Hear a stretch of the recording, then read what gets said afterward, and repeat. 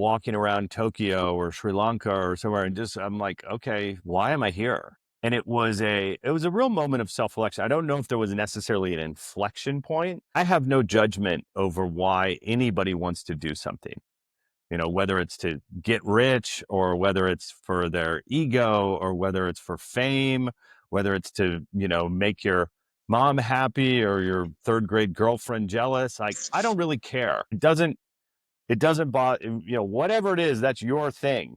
But get really intellectually honest with yourself on why you're doing something. Turn this up, turn this up. Your professional development is one of the keys to your career success. When you combine your desire to grow with actionable steps, your journey to success becomes an incredible reality. Hi, I'm Paul Ferranvi, aka IncrediPaul, and welcome to IncrediPaul Leadership, where we learn how to become the most incredible versions of ourselves by learning from each other. First off, if you're only listening to this episode, I want you to know that you could also watch it on YouTube. Regardless, if you're listening or watching the show, really appreciate your support. Today, I have the honor of having Lucas Krump on the show. He's the co-founder and chief growth officer for Everyman, a global organization dedicated to helping men develop emotional skills and deeper connection through community and self-awareness. So the mission around that is to enable men to connect with themselves and others, fostering emotional development and well-being. So that was a little bit about what you do at Everyman, Lucas. How about you introduce yourself the way you would do it? Wow, the way I would do it. Well, I'm a guy, I'm a man, I'm a brother, I'm a uncle, I'm a friend, and I think most importantly, like, I'm a work in progress. I'm 46 years old. One of my own personal mantras is, I try to wake up every day with a beginner's mind. What don't I know and what can I learn and how can I grow? And so that's why I say a work in progress, because I feel like leadership and who you are as a man, there's not a final destination for that. It's a journey. And I know that sounds kind of cliche, but um, I feel like I've lived enough to understand the truth in that message. That's really good. And I like how you said work in progress. That I think a lot of times so I have a lot of background in Maxwell leadership, and John Maxwell talks about people having destination disease, like trying to achieve a certain destination, but like you're talking about, it's really about the journey.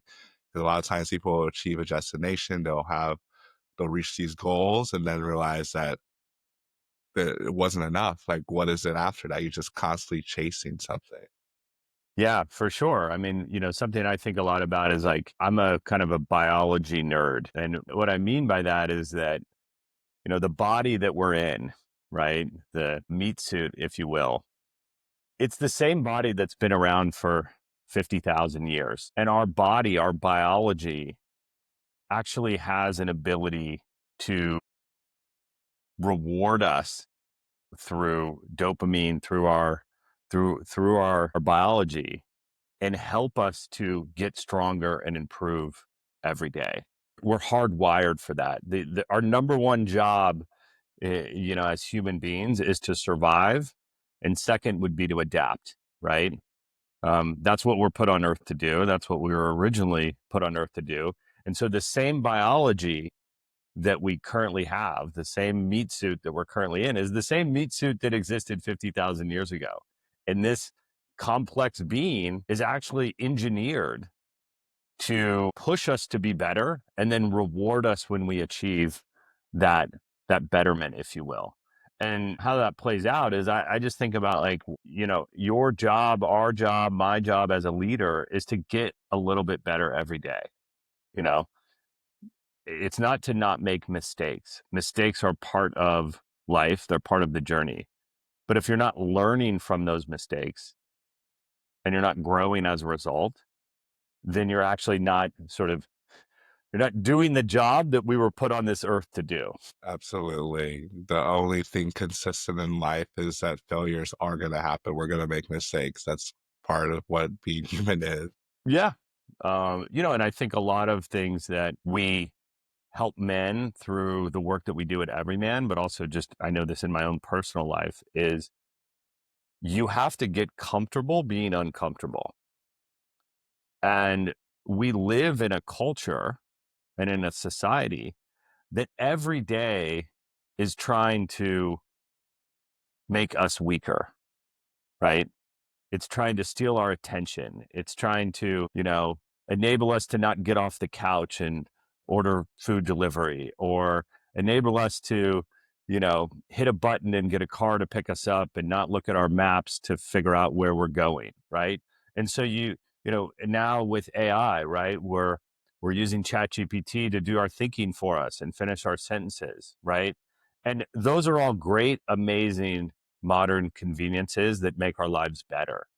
But if you're not aware that while they're simultaneously making our lives better, they're also making us weaker, then you will end up in a weaker position. And so we are in this constant battle of like, yeah, I don't really want to get up off the couch, or I don't really want to have to figure out how to get to this place using my own brain, but you maybe should, right? Because those little actions, positive or negative, they add up over time. That's a really interesting thought, especially with the AI piece and just really understanding and going through the process of doing things as opposed to just directly to the solution. Because when you don't go through the process, you just get a solution, then you kind of lose the things that you learn along the way. You lose the development side. Would you agree with that? 100%. Struggle is part of life. We need to struggle. I'm old enough to know, like, my first time to Europe, I got a Lonely Planet, right? And, it was a book that had all the places that you should go and where you should stay, right? And you got to a destination and you opened up that book. You didn't open up your smartphone. And you open up that book and you read the directions, walk here, walk there, go left, go right, get to this place. And then you would get to the place and the place would be full, right? The hostel that you wanted to sleep at would be full. So you would be rejected. And you'd say, I now have to go to the second place.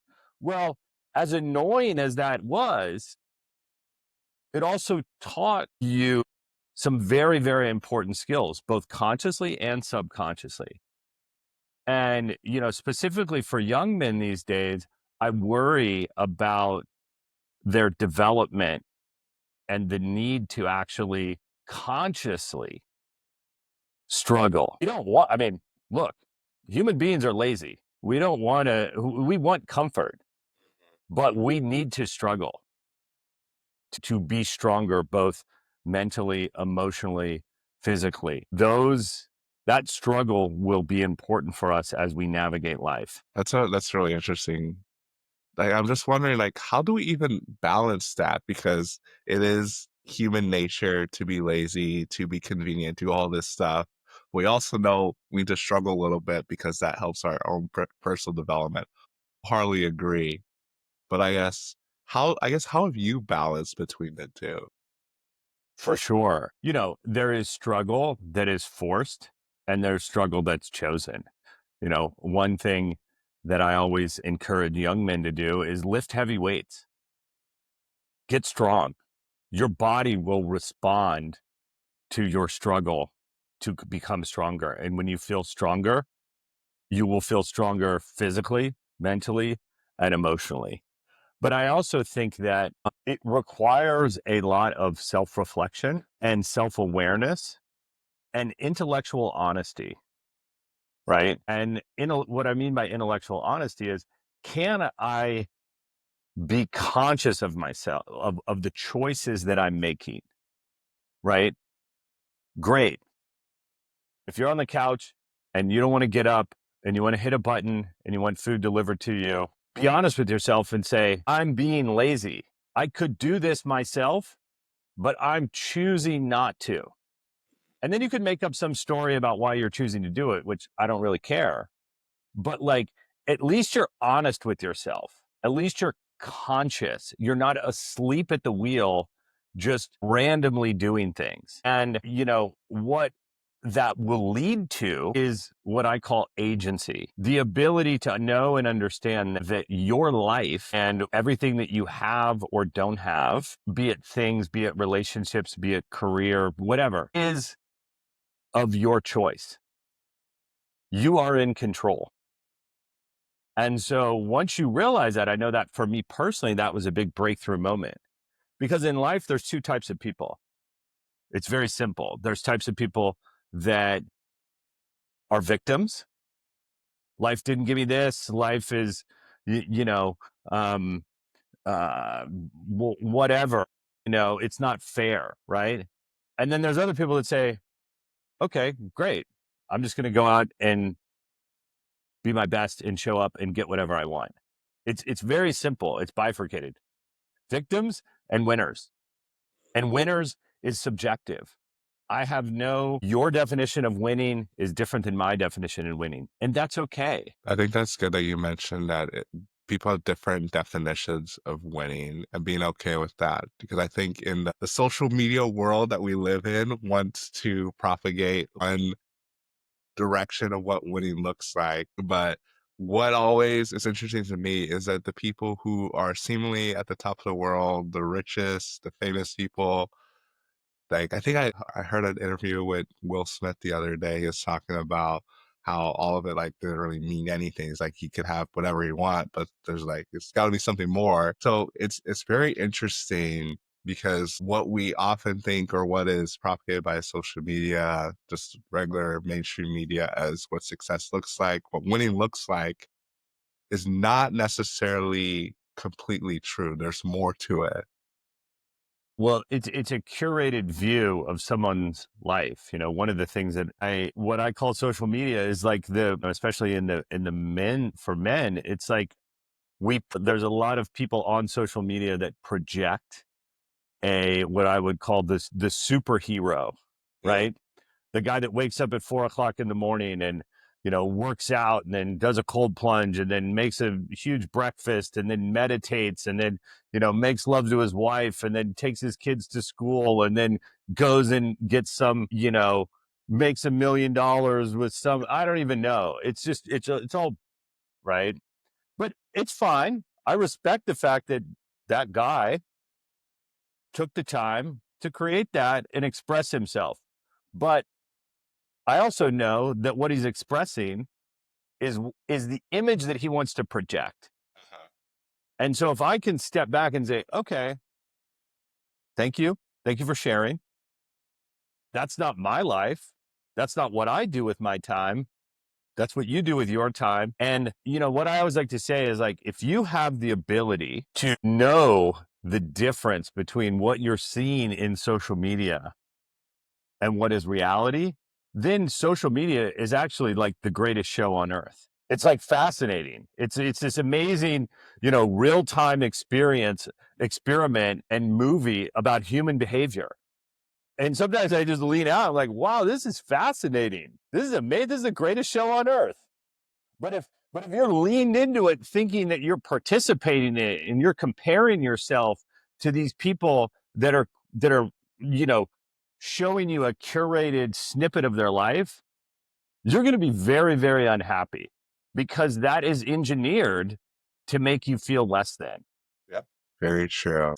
I mean, the whole why that's why there's so much advertisers on social media now, more and more, because they're there to sell us things that will make us happier because We don't need.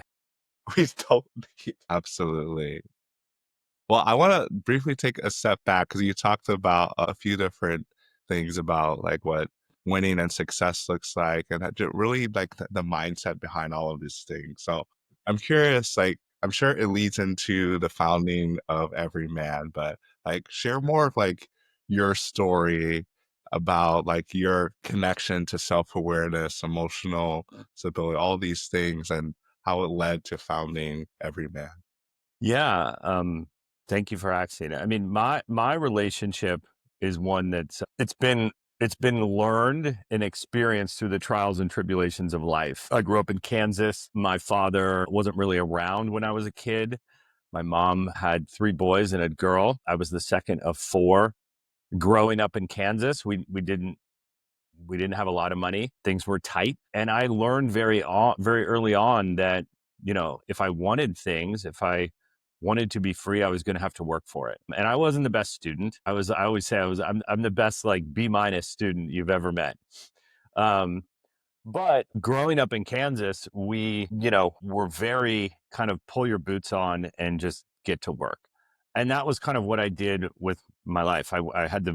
I was very fortunate to be able to go to all boys Jesuit school for high school. And the credo of that school was men for others. Service was a very big focus. And so after high school, I went to college, decided that I didn't want to live in Kansas, and actually ended up living and working overseas for 10 years, which was an incredible experience, taught me a ton about the world. But it was also a very lonely experience, because I realized while I was on that journey, 25, living in Southeast Asia, that I was actually a very sensitive and emotional person, that I was very connected to my family, and I got very lonely. And the way I dealt with that was I disconnected my head and heart. And so I just kind of numb myself out, and I focused on work and career and all the things that you do as a young man. And life rewarded me for those things. Was good at my job. I was traveling around the world, going to wonderful parties and all this stuff. And then my grandmother passed away. Then my grandfather passed away. And then my biological father passed away. And it really threw me for a loop. What was the time frame of all of this? All of that kind of happened in about 4 years. And I really realized that because I was disconnected from my head and heart, I didn't actually have the emotional skills to deal with that grief and that loss. And it really pushed me over the edge. I really struggled with my mental and emotional health in my early 30s, ended up moving to New York City, and or after I went to business school, I moved to New York City, got a job working for an early stage technology company, living in New York City. It was amazing, right? I was sort of doing all the things that I thought I should be doing as a man. Uh, and when I was 35, I think it was 36, that company that I was working for was sold. And for the first time in my life, I actually had some money. I wasn't retiring anytime soon, but as a kid from Kansas, it was like, wow, I didn't even think that was possible.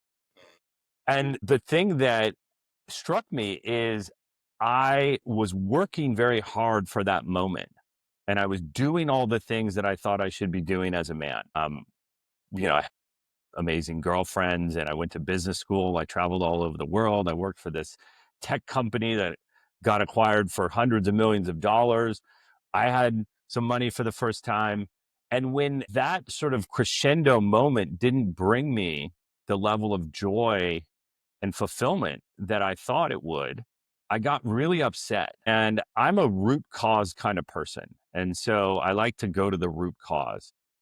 And so I started to really ask myself, wow, what am I missing? What's going on here? Because I thought that this was going to bring me all the joy and happiness that I was sort of working for. And when that didn't happen, I went on a real sort of journey of self-discovery. And that journey of self-discovery led me to my co-founders of Everyman, and ultimately to the first retreat that we did at Everyman. And I realized in that moment that I had a lot of work to do, in knowing and understanding myself.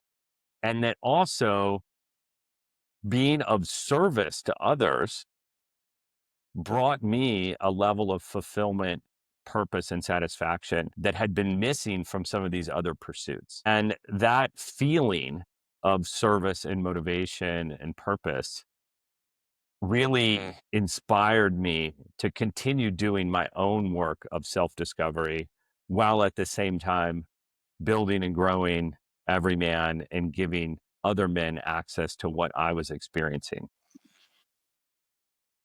That's so incredible what you shared. Even like what stuck out to me as you're talking about that is that you didn't even see yourself as someone that could be successful because of growing up in Kansas. And I can relate. I grew up in the Midwest in Missouri, St. Louis. So like having seemed like there's like a mindset shift that was going on as you were thrown into, you said you lived overseas for 10 years. From college, did you spend any time working here before you went No, I started my first company when I was 14 mowing lawns, and actually grew that business all the way through high school and college. And I had an opportunity to work. I actually sold the company after college, and I had an opportunity to go and work in Chicago. And I very quickly realized that like working in an office in sort of that just wasn't me. And so I had the opportunity to go and work overseas. Growing up in Kansas, I always wanted to see the world. And, I think I had enough self-awareness at that age to realize that I was a time billionaire up? in that I Oh, didn't hey. have to necessarily orient myself towards money right now. Like I had the time and the freedom to go and see the world and explore. And yes, that was scary. That was, non-traditional, but I also knew that that was a part of me that I had to satisfy. And I guess, because I know you talked about being overseas, a few different countries, I think. I know you mentioned Southeast Asia as well. You're there for 10 years before you came back. We're in the New York scene, and then really realizing that there's had to be something more than all of this, and that led you to finding your co-founders and building Everyman. I guess, was there, and maybe there's not, was there a particular moment like while you were overseas or that kind of led you towards this journey to self-awareness? Because I think you mentioned that even at 14, you felt like you were pretty self-aware, but you also, at the beginning of this podcast, have said you're a work in progress. So it seems like it's always been something that you've been working on, but I didn't know if there's any key moments or key decisions you made that kind of helped get you where you are. I think, yeah, it's a great question. I was always very self-aware. And I think one of the key moments for me was when I was living and working overseas. Everybody at home, my friends from high school and college, like when you're in your early 20s, you're sort of connected to those people, right? And I would come home, on the holidays and things like that, and I would interact with my old friends and things. And if they would, they were so sort of mesmerized by what I was doing. And because it was interesting, right? They were working at insurance companies or doing other jobs or trying to start their careers, which, that was what was right for them. But one of the feelings that I had was when I was overseas was because I was homesick, and I sort of kept going because I was trying to project myself as a certain type of individual to those people back home. And I had this sort of realization of like, wow, am I doing this because I want to be doing this? Or am I doing this for the appearance of what it looks like? Wow. And I didn't necessarily come to that conclusion in the moment, but at least I was aware of it because there were moments when I was traveling and, I've been to, I don't know, over 80 countries. And so there were moments when I was traveling and I was by myself and I was kind of not really there. Like I was sort of like walking around Tokyo or Sri Lanka or somewhere and just, I'm like, okay, like, why am I here? You know? Um, And it was a real moment of self-reflection. I don't know if there was necessarily an inflection point. I guess if there was an inflection, I was living in Singapore, and it's really enjoyable being an expat, somebody that from another country that lives in another country. And when I was living in Singapore, it was very pronounced between people that are obviously are from Singapore and the expats.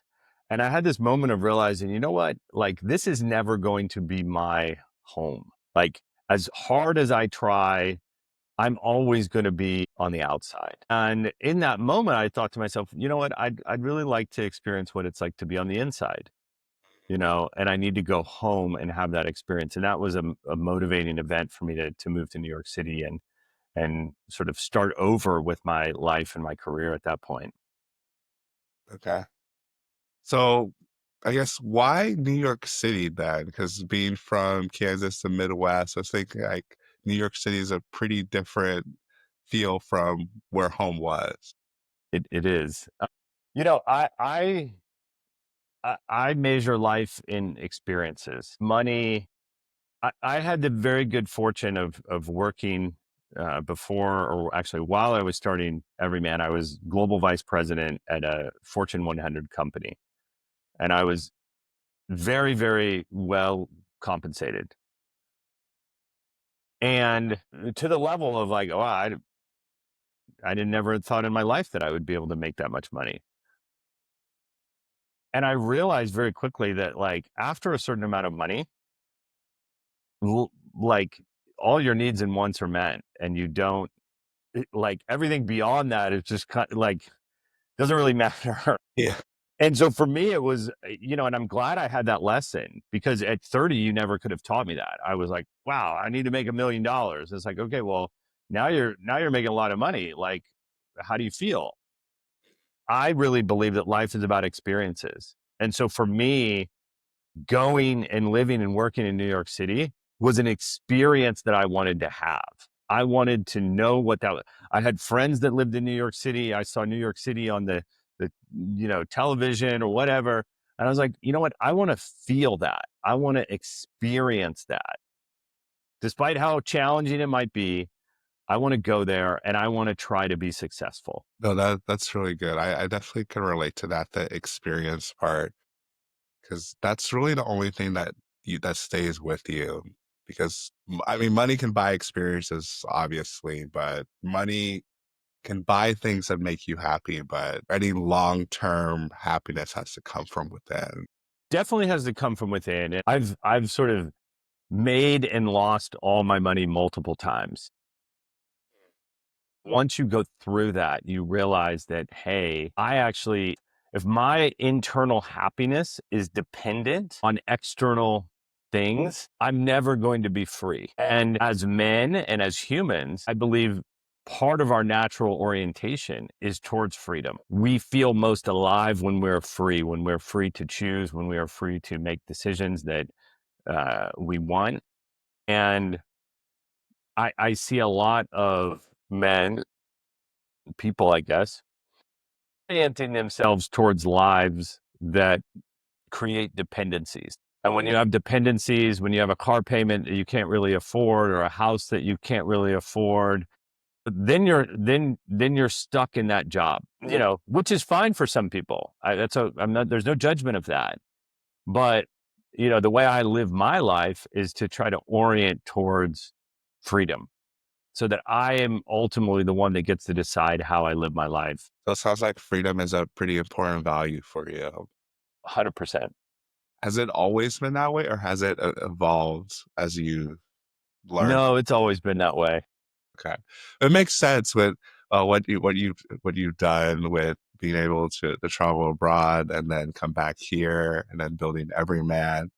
So talk to me more about even building Everyman, because I know you said you had worked as a global VP as you were building Everyman. At what moment, or was there a moment that you're like, I'm going to just pour everything into Everyman and focus on this? This is what I want to do, as opposed to try and manage both.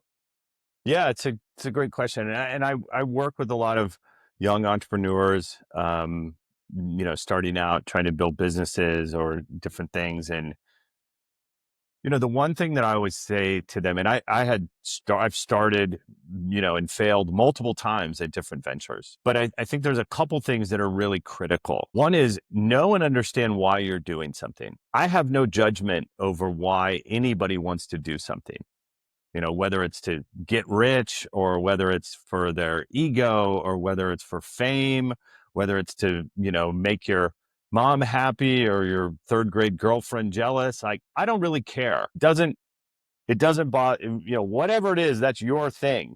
But get really intellectually honest with yourself on why you're doing something. Because when you're building company, it will get hard.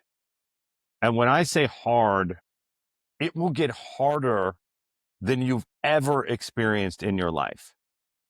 And that's when most people give up. And they give up because there's misalignment between their internal motivation and why they're actually doing something. You know, it's sort of an equation that oftentimes ends up in, yeah, this is too hard, I'm going to quit. And oftentimes money as the motivator is a very bad motivator. Yeah. you know?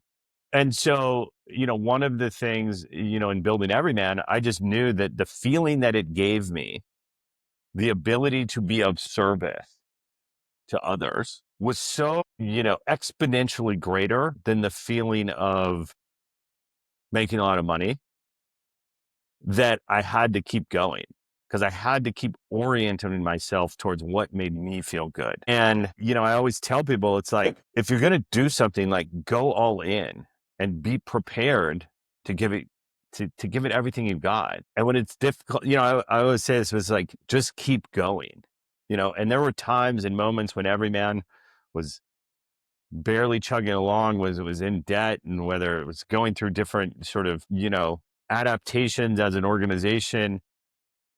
But I just always believe that the mission of what we do, empowering men to live happier, healthier, more connected lives, was the most important thing. And if I stopped, then that mission wouldn't get fulfilled. So I guess the summary of that is just keep going. Because coming back to your social media and everything, is like, we live in a world of, like, the myth of the overnight success. When in reality, it's like 10 years of putting your head down and grinding.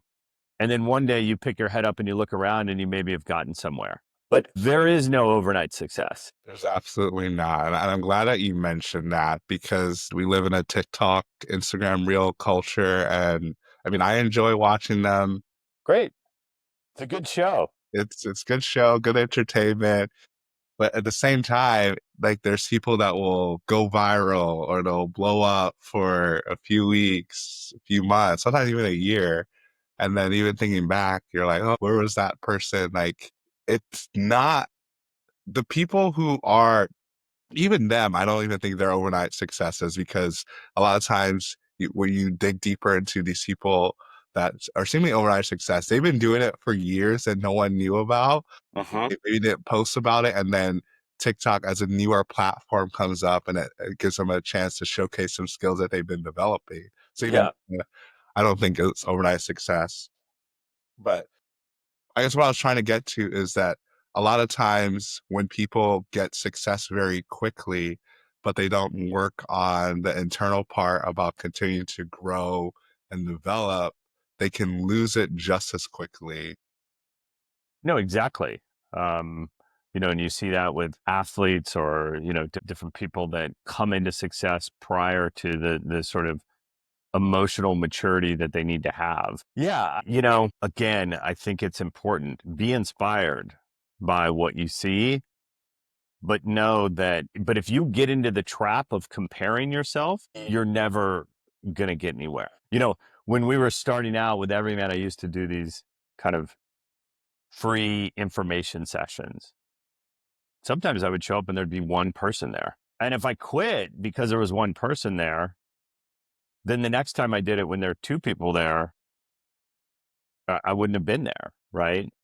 And I just looked at that as like, okay, well, that's one or two more people that know about what we do. And if I can impact their lives in a positive way, that's enough. Now, obviously, you have to, be financially smart and not this kind of just pursue your passion. It's like, well, most passions people don't get paid for. Right.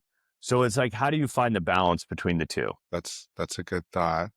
So I guess how did you find the balance between, like, pursuing every man? I mean, I think I'm still finding the balance. Right. You know, but again, I think it comes back to that intellectual honesty. And that, Socrates has this great quote that says, an unaudited life is an unfulfilled life.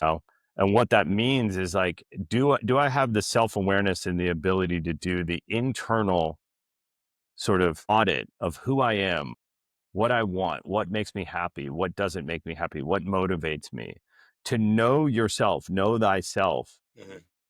deep enough that you can then orient yourself towards the things that bring you joy, and then orient yourself away from the things that don't bring you joy. I'm a builder. I like building things. Money is the byproduct of building those things.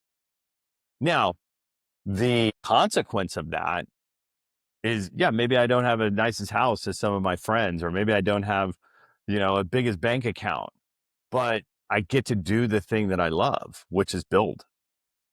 And that brings me more joy than a big paycheck that I'm dependent on somebody for, Yeah. that Seriously. takes away my freedom. Yeah, all comes back to the freedom for you. And I think that's important. And I feel the same way. Freedom is something that is important to me as a value. And I think that's why I do all the stuff with IncrediPaul and a nonprofit. But I still work full time as an engineer. Amazing. But like, And there's a so you're lot. finding the balance, Yes, I'm definitely finding. and I think that that's important. It's like, hey, if you think you're an entrepreneur, if you think you're a builder, like, go get a side hustle, and I sometimes it's like, I don't think you need to go all in. I think at some point you do need to go all in. If you're at a stage where you understand yourself and you know yourself, it's like, okay, great. I'm now willing to make a bet on myself. You're never going to lose betting on yourself. What you learn from failure is infinitely more valuable than success. So betting on yourself, trying something, failing, having it not work out, it's going to give you data that's going to better inform the next decision and the next bet. Very true. Failure being the data points. And I started saying more that the pathway to success is paved with failure. And you And can, and you and some people don't like failure. And so if you don't like failure, then choose a different path. But failure builds character. It builds resiliency. I've been at the top of the mountain and I've been at the bottom of the mountain. The bottom of the mountain has taught me more about myself than the top.